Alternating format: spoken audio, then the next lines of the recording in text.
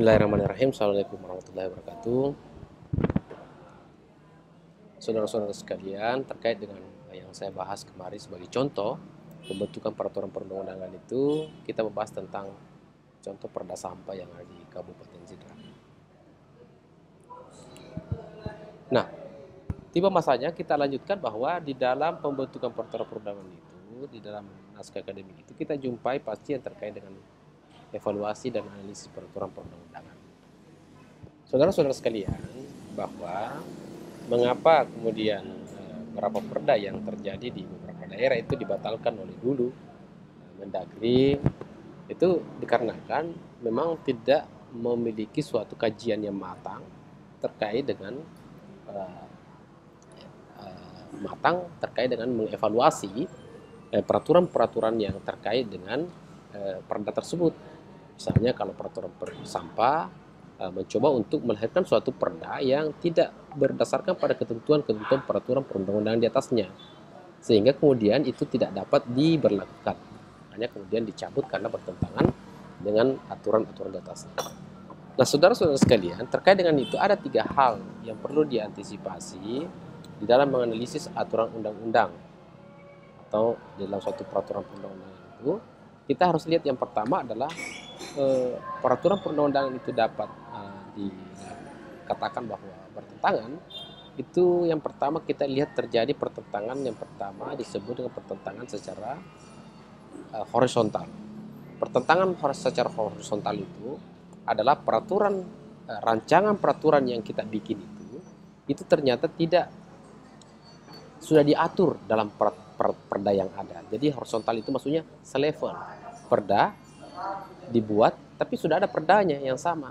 Misalnya kita membuat tentang perda sampah, tapi ternyata di seberang sana sudah ada dibikin perda sampah, atau sudah ada perda yang mengatur tentang sampah tapi jenis kelaminnya atau jenis nomenklaturnya beda. Ya, misalnya perda tentang kebersihan. Nah, itu yang pertama secara horizontal.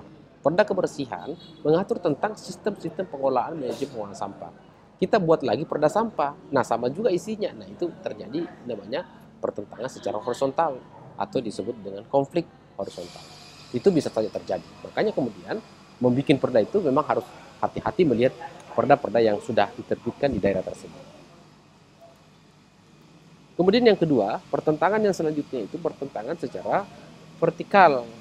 Pertentangan secara vertikal itu dapat dimaknai sebuah pertentangan antara rancangan peraturan daerah yang hendak dibentuk itu ternyata tidak menghendaki adanya peraturan di atasnya, tidak menghendaki melahirkan aturan tentang perda. Misalnya katakanlah contoh, walaupun misalnya di daerah kita tentang hari ini tentang air tanah, di peraturan daerah itu kita mau bikin perda air tanah. Tapi peraturan-peraturan di atasnya itu melarang untuk bikin di tingkat kabupaten itu bikin namanya perda air tanah. Kita membuat misalnya perda tentang galian C, wah tentu itu jadi harus dilihat siapa yang memiliki kewenangan untuk ketika kabupaten kota memiliki kewenangan mengurus konten-konten kebutuhan masyarakat, itulah kemudian yang harus dibuatkan peraturan daerah. Kalau itu kewenangannya provinsi, jangan dibuat peraturan daerah tingkat kabupaten kota. Kurang lebih begitu. Karena kenapa? Kalau itu terjadi pasti berbenturan dengan vertikal, aturan di atasnya. Di mana aturan yang bisa berbenturan dengan vertikal ini? Yakni adalah rancangan peraturan daerah yang dibentuk bertentangan dengan PP, pertentangan misalnya dengan peraturan daerah tingkat provinsi, peraturan daerah kabupaten kota yang kita bikin bertentangan dengan peraturan menteri atau peraturan presiden atau kemudian peraturan pemerintah atau undang-undang dasar, atau bertentangan dengan asas-asas itu yang kemudian terjadinya secara vertikal. Nah, yang ketiga adalah terjadi pertentangan secara diagonal. Undang-undang sampah, misalnya turunannya perda sampah, rancangan perda sampah yang kita bikin, turunannya kan undang-undang sampah, pengolahan sampah misalnya. Tetapi ternyata cocok sesuai dengan keinginan peraturan sampah, undang-undang sampah. Nah, tetapi dia berbenturan dengan undang-undang lingkungan misalnya. Jadi diagonal seperti ini. Kalau tadi horizontal dia antara perda dengan perda. Kalau diagonal vertikal adalah perda yang paling di bawah itu, rancangan perda yang paling di bawah itu bertentangan dengan aturan-aturan di atasnya. Kalau diagonal itu bertentangan antara rancangan perda yang dibikin itu bertentangan dengan peraturan perundang-undangan di atas sampingnya diagonal. Jadi 3 aspek itu dapat peraturan daerah itu dapat dianggap cacat, sehingga kadang dicabut dan kadang dibatalkan.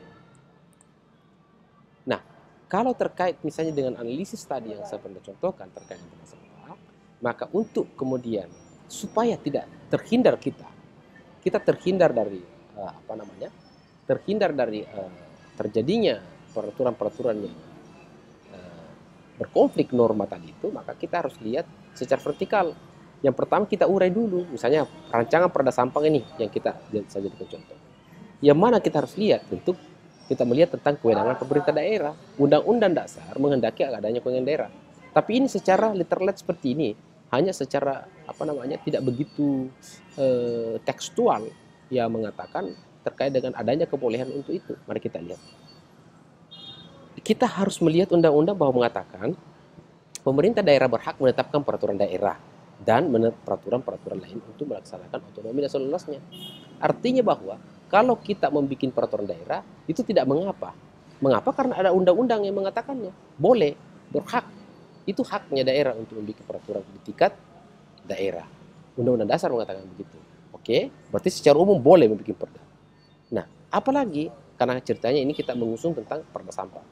Apalagi di undang-undang selanjutnya, di ayat selanjutnya bahwa pemerintah daerah provinsi, daerah kabupaten, dan kota mengatur dan mengurus sendiri urusan pemerintah menurut asas otonomi dan tugas pembantuan. Berarti boleh juga mengurus dirinya berdasarkan asas-asas pembantuan. Ada sesuatu hal yang tidak dimiliki oleh pemerintah pusat diserahkan ke pemerintah daerah untuk diurusi. Berarti boleh.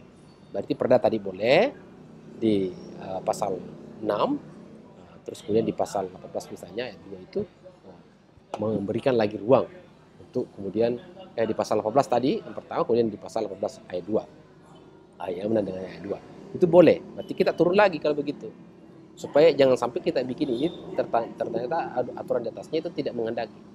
Nah, kita lihat lagi pelaksanaan otonomi daerah diberikan kewenangan kepada daerah. Ini dibuatkan pemahaman sebagai tim ahli, misalnya membuatkan tafsiran berdasarkan 2 pasal undang-undang dasar tadi itu.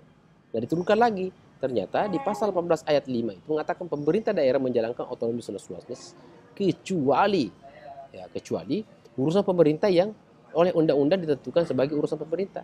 Artinya apa? Bahwa bisa daerah itu melakukan menjalankan otonomi seluas-luasnya, tapi dibatasi oleh urusan-urusan yang terkait yang memang urusannya daerah bisa dilaksanakan, yang bukan urusan daerah atau urusan pemerintah pusat itu dilaksanakan, maka pemerintah daerah tidak bisa menjalankannya.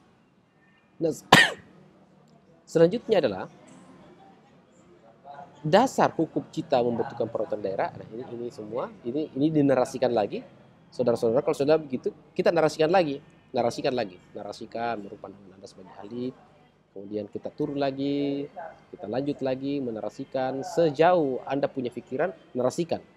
Misalnya contoh ya, maka dengan adanya undang-undang tentang pembentukan peraturan perundangan, maka menjadi pedoman dasar dan pembentukan peraturan daerah dan tidak bertentangan dengan undang-undang dan kehendak keinginan masyarakat. Jadi ada 2 kutub empiris dan kutub normatif.